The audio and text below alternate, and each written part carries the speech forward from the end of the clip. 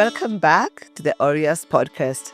Today in studio, we have a very special guest, special in many ways. First of all, someone I've known for so many years, I think way too long, an adopted baby small brother now, I call him that. But also more importantly, why he's here today, I'd like to introduce him by his long glowing CV. So Patrick Githinji is a high impact digital communication strategist and a PR professional with over 15 years of experience driving brand narratives across Africa, based in Nairobi, but also he's a global guy. You know, he touches across the continent, but also abroad. But he has built a strong reputation for excellence in this market.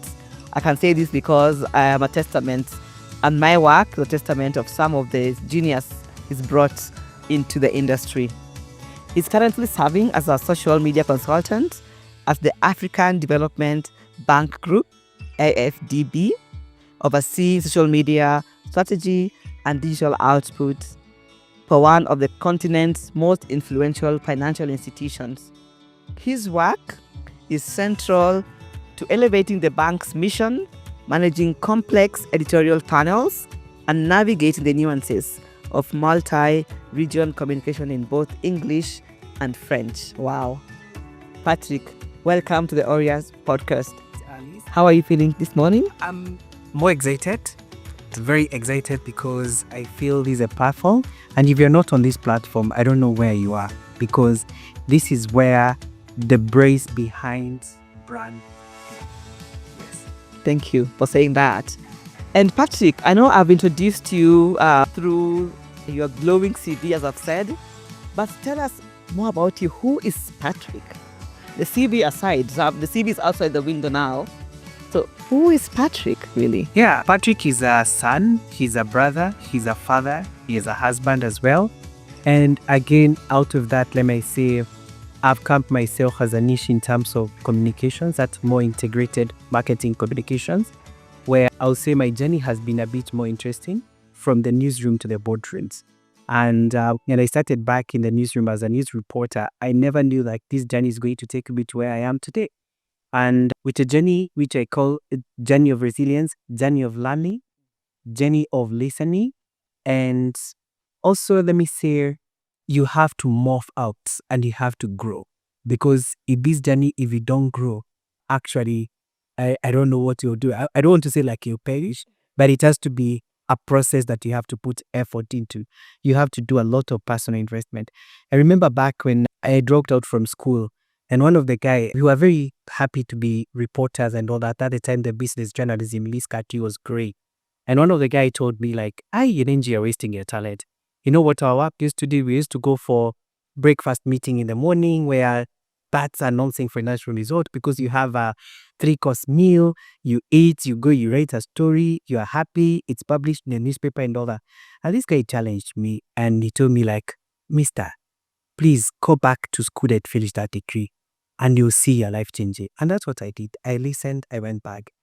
Today, I sit in his boards, yeah. Amazing. Helping in terms of his sponsorship and getting a lot of, because he's to tree planting, is called Philip Bahome.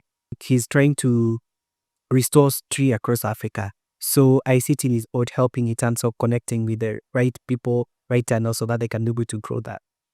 Philip encouraged me to go back to school.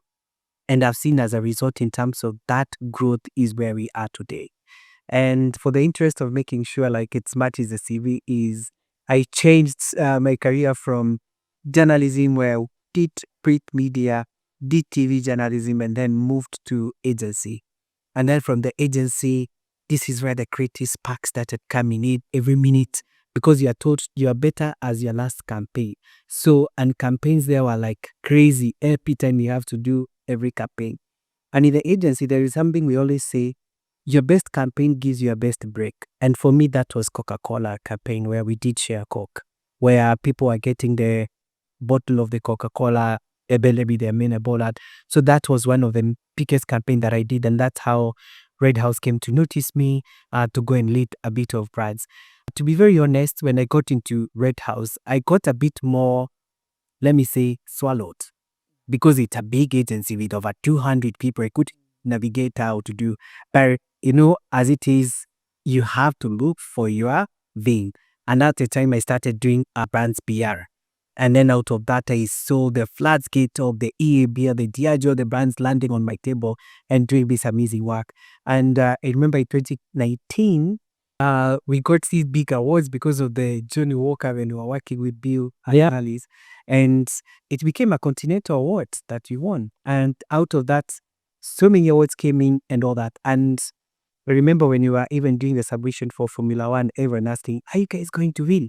Are you guys knowing how to execute? And I remember your attitude was like, we will figure it to Kombele. We'll figure it ahead. And I think doing certain campaigns, putting more your effort, putting more your mind, and also being very strategic in terms of how you execute and how do you face your communication. That's what really has helped in terms of that glowing CB. And now later transitioning to start helping building the influencer space. And I remember we always carry this into our CV that I was the first influencer manager at ABL who really helped in terms of the shape how influencers should be compensated, how influencers should do work for brands as well. Through that, the playbook, the influencer marketing playbook, which again, I'm so proud that it has been adopted in so many African countries, right? And I remember before we left Seychelles, was it Seychelles actually? They had already called to see what they can be able to do. And now that journey is what now had led me to where I am today, where I'm doing a lot of executive communications. Other people call it C-suite.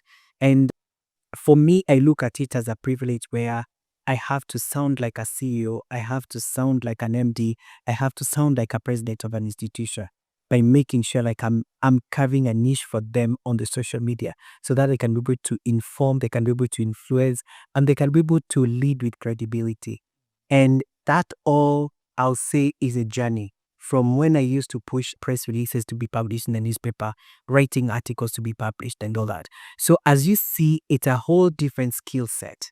And this skill set, it's you as an individual to be able to water it every day, because it's like a plant. If you don't water that plant every day in terms of the passion point that you have, then it's going to die. And that's what all communication is. We all communicators in a different ways, but what do you communicate? And that's where now it becomes very critical for us to look at it in terms of credibility in terms of communication. When is the right time for you to communicate? Sometimes you don't have something to say. You have to keep quiet. Also, keeping quiet is a form of communication.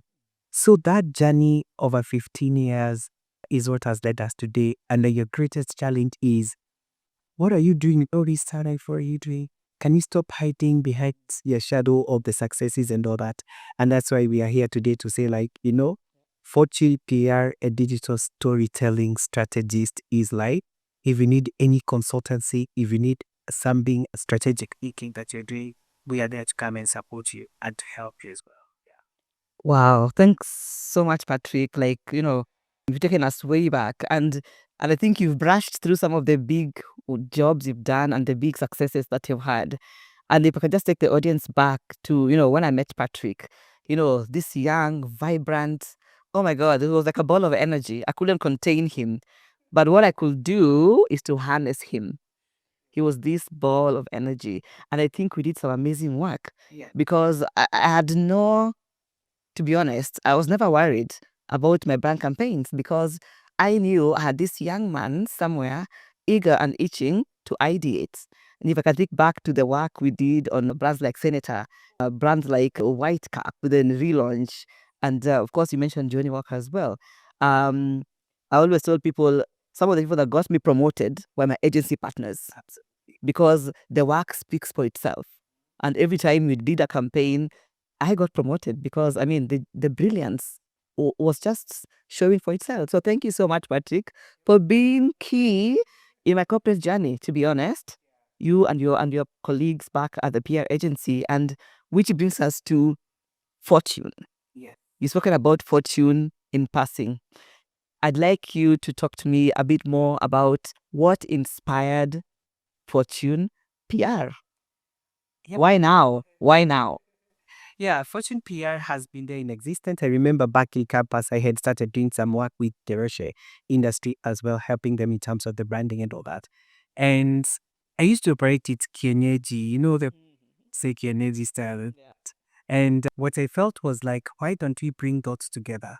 And last year, a couple of our friends came together. We tried to match everything together to make sure, like, myself, I bring the expertise in terms of PR. Then they bring another expertise in terms of BTL and creative as well. And we collapsed everything together as Batshot to put shot tour Africa. Now, what we used was the Batshot Good Shot as a golf tournament was more in terms of our visibility or promotion space as well. But within what we are there in our own capacity, then we have our different experience and expertise that we do. Now, bringing Fortune to you, I felt there is this need of doing something which is very bespoke, something which is very boutique-ish to the market.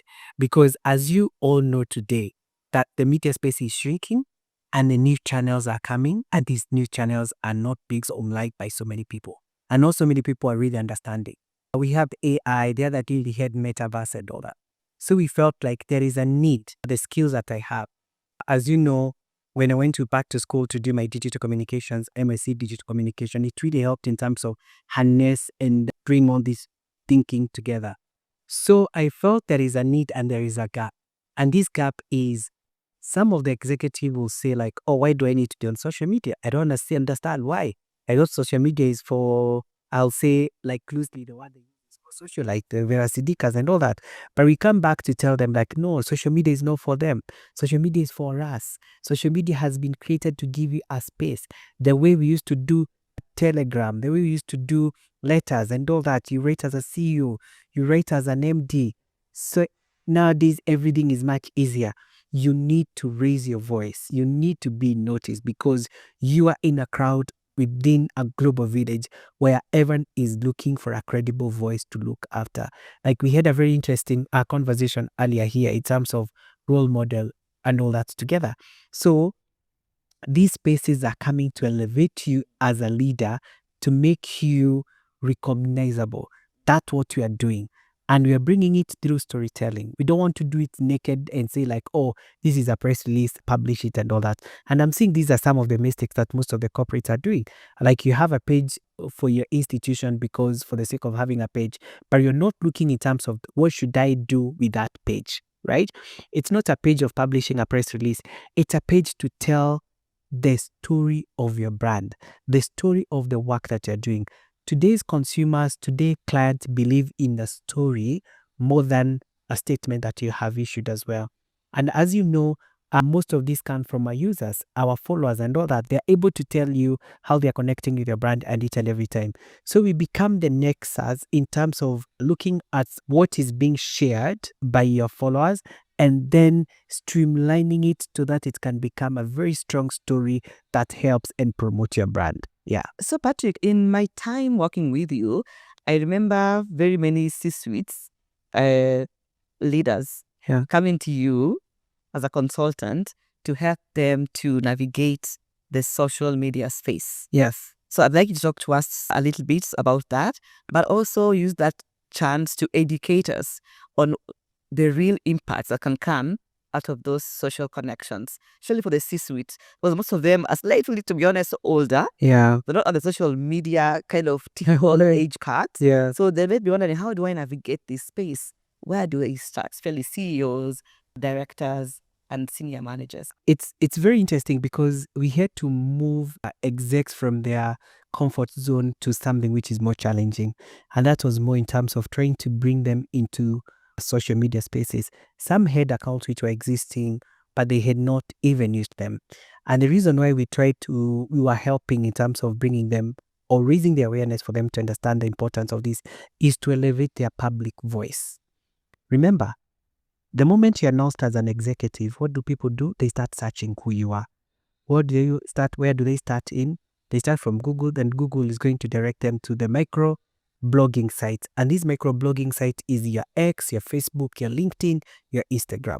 That's why we took the executive direction in terms of trying to coach them to fit into X to raise their public voice and their visibility, and LinkedIn as a channel. And if they want something which is more lifestyle, as some wanted, we took them to Instagram, because this is where brands are connecting with the consumer.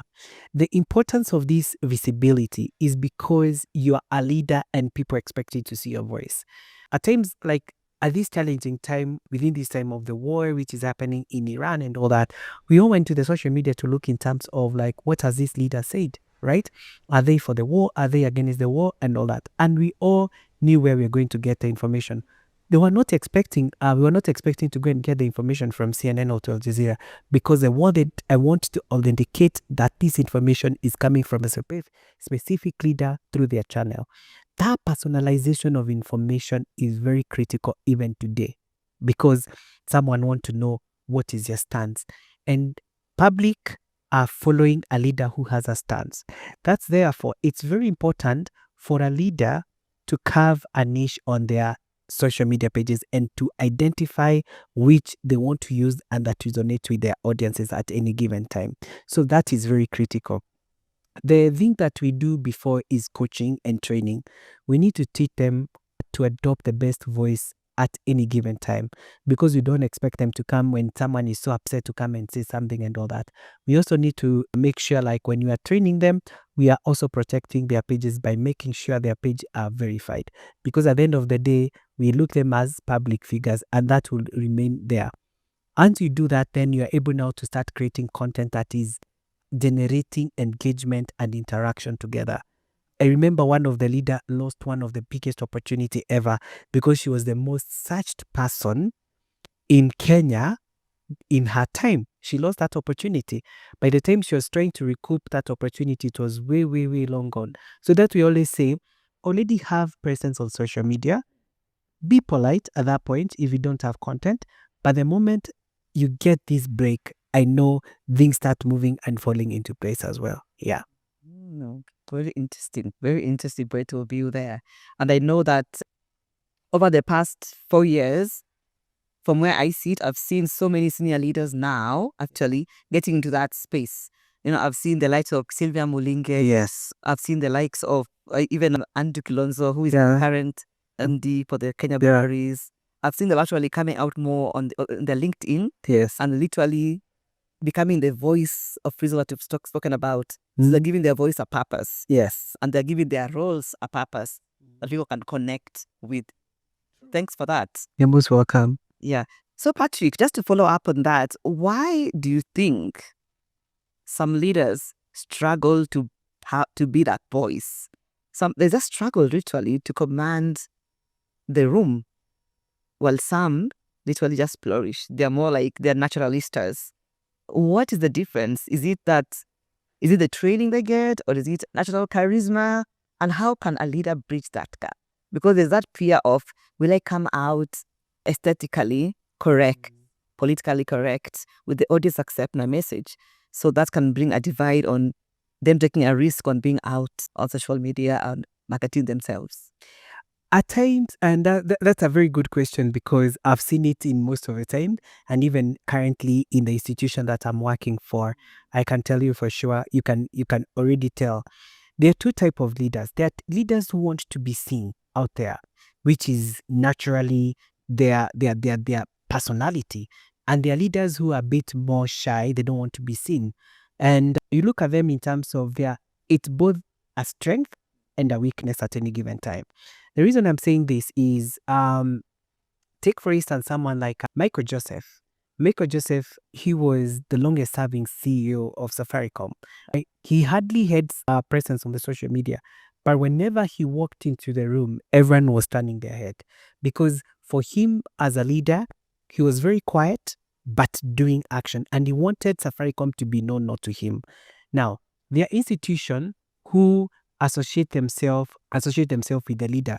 And I can give you a good example with my good friend, James Mwangi. Don't kill me on this.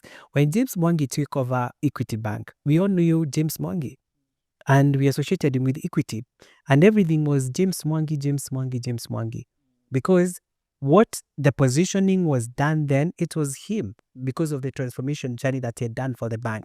However, you find In the last most probably 8 years, it has not been James Mwangi, it has been Equity. You see, now there is that difference. So you find when you get a leader with a strong personality, you find the attention starts spanning towards the leader, not the institution, which again is a very dangerous thing, because you want the institution to be known for the work that it's doing and for the product that it's doing and the service it's delivering to the community and to its clientele and to the customer. So what I normally advise from our perspective as Fortune Media Group is to try and balance those, to look in terms of where do you want to position. If a leader doesn't want to be seen, then we try to help in terms of bridge that gap by bringing in a spokesperson who can be able now to articulate things together. And then some of these leaders, again, are most probably they are human beings as we are. Maybe they don't want that attention and all that, so that you find like there is a both balancing together. But when you come to us, we're able to give you a plate of options on how you can be able to navigate that space.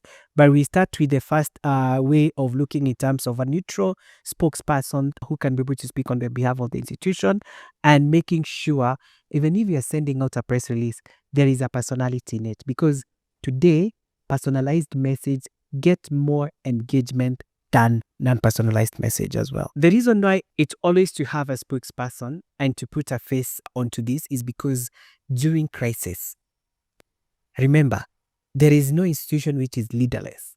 And the way you'll have carved the niche in terms of engaging and communicating, when it comes to the crisis time, people tend to remember the leader of the institution on how he's going to navigate through a certain crisis. Therefore, it's important to have that personalized figure, so that then when it comes to crisis, there is always credibility and the trust. Yes. So Patrick, it's good you brought out a crisis management, right? So in your experience and as the CEO of Fortune PR, what are some of the biggest mistakes executives make during PR crisis? What are some of them? Yeah, in my experience, one of the biggest crises that we were looking after was the one for the BAT then in the days.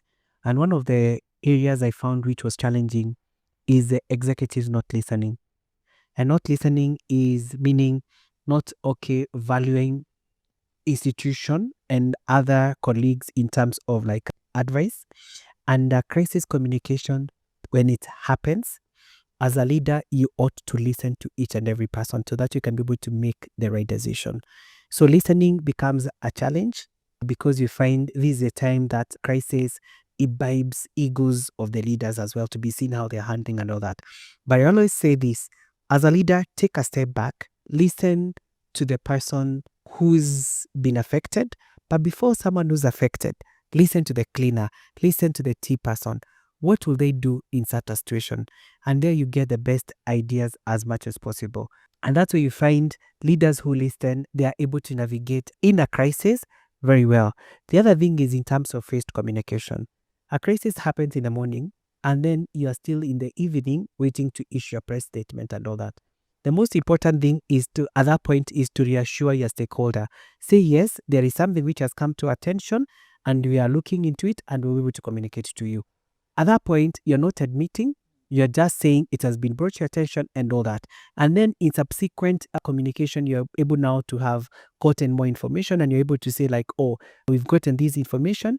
Yes, maybe it's our fault, or it's something which came in, we are investigating and all that, and we'll give you the information at a later stage.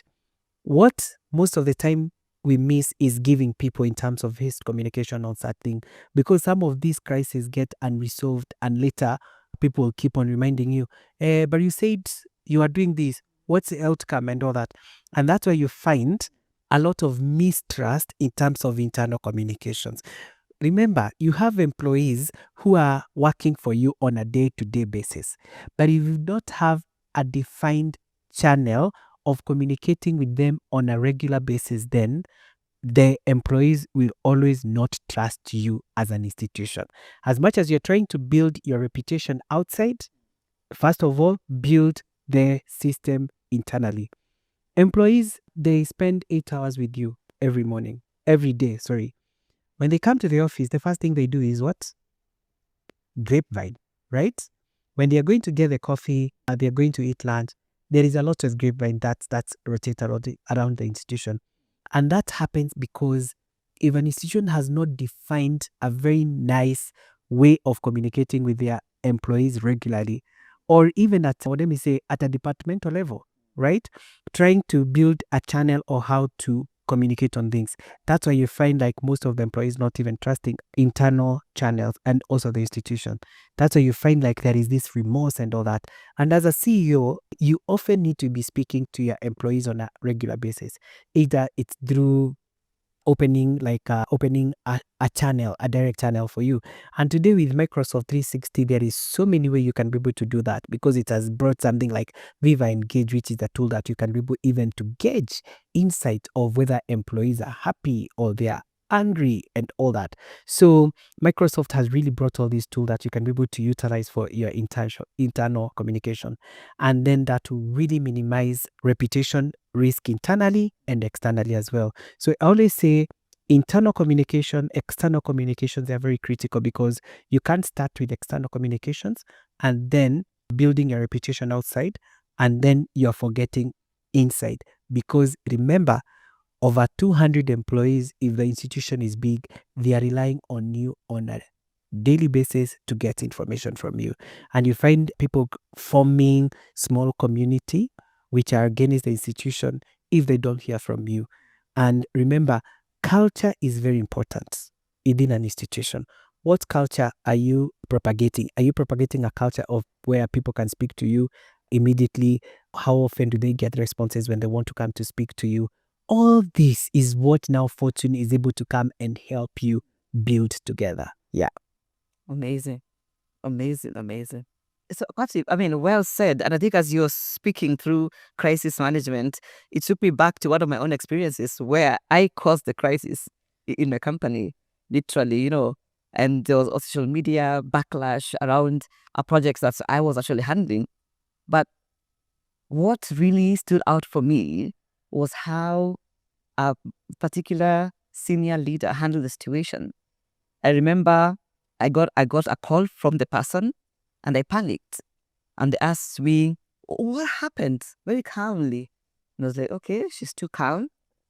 And I went straight to the solution. Oh, this is what you were going to do about it. This is what you want to do to mitigate. I was rushing through the solution so I can be seen as I'm already ahead of this conversation. But the person actually took me back and said, no. Just pause. Just walk me through what happens. Yeah. All the time to understand is what you said, to listen and to find out the root cause. Yes. So that they just don't fix these prices now, Yeah. but also mitigate for future. And I found that to be so powerful. Needless to say, I didn't get fired. We got learnings, of course, and there was remedial action around what had gone wrong to cause such a social media backlash. But for me, the maturity of that situation from that leader, it's something that will live with me for a very long time. And I think as we get into closing, Patrick, if leadership is influence, and at Aureus Group, we are so obsessed about building leaders for Africa, for now and beyond. That is our core reason why we exist. What responsibilities as a parting shot then do executives have in terms of shaping the narrative of the organizations and society? As we close. Wow, that's a big one. But I'll just take you back to one of the words that we've used, influence. Yeah. Leaders about to influence, and they have to do that. The other thing is also they have to mold, because yes, you are leader today in a certain sector. You also need to look in terms of how are you molding the next generation of the leaders to come. What I've seen is I've seen what has been happening within our spaces is saying like, oh, I'm going to be a CEO for the next 20 years in this institution. That is not working, because who are you going to be leading for then? You're going to be leading someone who was born the other day. And we've seen that transition happening each and every time. So I normally encourage leaders, as you are influencing, also try to mold and to coach and to mentor, because the person who's next to you, you never know where they are going to land. And what I've really learned in my space now that I'm on a continental platform is, seeing a lot of young leaders on the continental spaces. And these young leaders, they are being saying like, if it was not so and so who gave me the opportunity, how would you been here? So you find you are either overtly mentoring that person, or this person is seeing your characteristic and your traits and your behavior, your values, and they're building onto them. And that's how it should be. So always have a good culture as a leader. Always be there to inspire. Be there to encourage. We all make mistakes and we all learn from this mistake. I know there are leaders who in different level, they might come and say, no, you did the wrong thing and your days is gone by, right? But we need also to encourage people to make mistake, because if you don't make mistake, if we don't learn from a mistake that you've done, you'll never grow. I'm a student of second chances in so many times, and that's how we become better and better. We are a student of proof of concept when our leaders did not trust in the ideas that we have. Look, the magic that we did for White Cap, for Johnny Walker, and for Senate as well. So we have to continue encouraging each and every person at any level. We also, as I mentioned earlier, we are all human beings at any given time. We are all coming from family. There are other distractions from the families that are there. So I might not perform to my optimal today, but tomorrow I'll be. Maybe it's something which it's just a wind which has come and all that. And I think that's what we also need to look in terms of that empathetic leadership at any given time.